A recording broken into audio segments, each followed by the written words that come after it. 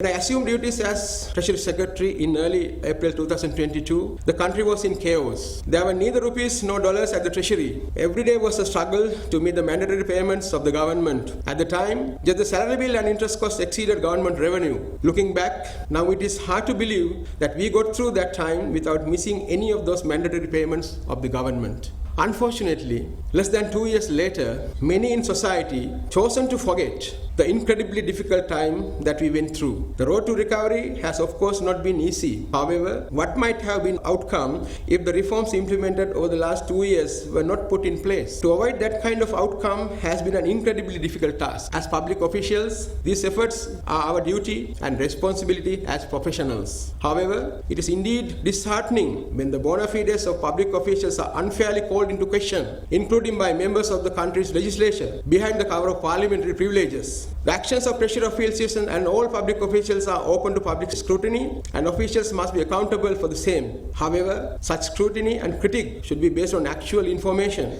and should be in the public interest. It is disappointing to note that recent criticism of Treasury officers has not met any of these basic requirements, and I believe is therefore contrary to the public interest. One of the most important lessons from the economic crisis that began in mid-2021 is the importance of transparent economic data and policy making based on objective evidence, devoid of ideological bias. Taking that on board, the Treasury under my leadership from April 2022 took every effort to ensure that the finance minister was kept fully informed of the real picture of the terms of the economic situation. Unfortunately, prior to April 2022, economic realities had largely been hidden or ignored in the lead up to the crisis. The impending economic calamity was visible for several months prior to the crisis hitting us with disastrous consequences. At the time, I was serving as Deputy Governor at the Central Bank of Sri Lanka, and I provided detailed analysis in numerous occasions to the leadership of the Central Bank of Sri Lanka.